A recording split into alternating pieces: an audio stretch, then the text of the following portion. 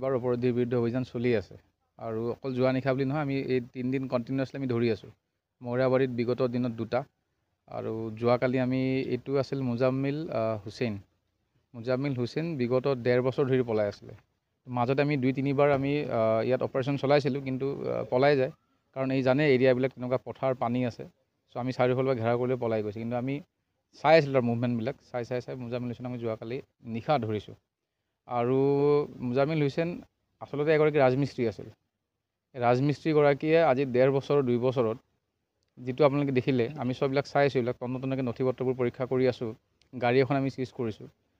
আদিত্য বিৰলা আৰু এক্সিছ বেংকতে এতিয়ালৈকে 28 লাখ টকাৰ তেওঁলোকে ফ্ৰড কৰিছিলে, 28 লাখ। আৰু ইয়াত এটা ইম্পৰ্টেণ্ট কথা এইটোৱেই যে শ্বৰিফুল যিজন আছে, শ্বৰিফুল ইছলাম, আপোনালোকে চবেই জানে, যাৰ ইতিমধ্যে আমি মাটি বাজেয়াপ্ত কৰিছোঁ।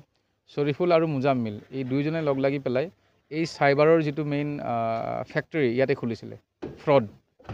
শ্বৰিফুল, মুজাম্মিল আৰু এজন আছে, ইহঁত 3জন, আৰু আজাহৰুল, চিৰাজুল, এইবিলাকে লগ লাগি পেলাই ইয়াতে খুলিছিলে। আৰু ইয়াৰ ইতিমধ্যে আমি বাকীকেইটাক এৰেষ্ট কৰি থ'লোঁ আৰু মুজাম্মিলক আমি এৰেষ্ট কৰিছোঁ। এতিয়া ৰিমাণ্ডত আমি ল'ম।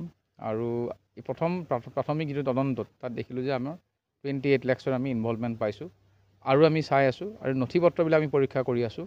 মাটি বাৰী, গাড়ী, ঘৰ, এইবিলাক আমি নতুন যিটো আইন মানে BNSS মতে সেইবোৰ জব্দ কৰি পেলাই অনাৰেবল কোৰ্টত আমি প্ৰেয়াৰ দিম যাতে এইবোৰ বাজেয়াপ্ত কৰা যায়। আৰু এইবোৰ অকল এইজন ক্ষেত্ৰত নহয়, বাকী যিবাৰ মোৰ চাইবাৰ মানে ফ্ৰড আছে সেইবিলাকৰো আমি এনেকৈ নথি পত্ৰবোৰ পৰীক্ষা কৰি আছোঁ যে অনাগত দিনত তেওঁলোকৰ বিৰুদ্ধে যিবিলাক মাটি বাৰী বা ঘৰ চৰ এনেকৈ আছিল সেইবিলাকো আমি চিজ কৰি পেলাই মানে চৰকাৰৰ ওচৰত দিব পৰা যায় নেকি সেইটো আমি মানে পৰীক্ষা কৰি আছোঁ। 28 লাখ টকা কি দিছিলে আৰু আছে? নাই, এতিয়ালৈকে আমি প্ৰথম যিটো পাইছোঁ এক্সিছ বেংকত 12 লাখ আৰু আদিত্য বিৰলাত 16 লাখ। সেইটো আমাৰ ইমিডিয়েট আমাৰ যিটো হেৰি আছিলে। দেখা গৈছে যি বৃহৎ অট্টালিকা বনাইছে, বহুত টকাৰ দৰকাৰ। নাই, সেইটোত আমি সেইকাৰণে এছেছমেণ্ট কৰি আছোঁ। আমি যিখিনি কনচাৰ্ণ ডিপাৰ্টমেণ্ট আছে আমি তেওঁলোককো অনুৰোধ জনাম। আমি অলৰেডি কথা বতৰা পাতিছোঁ, ঘৰ চৰবিলাক চাব লাগিব আৰু গাড়ী অলৰেডি জব্দ কৰা হৈছে। আৰু বাকী চাওঁ আৰু তদন্তই কি কয়, কিহত থাকিলে আপোনালোকক জনাম।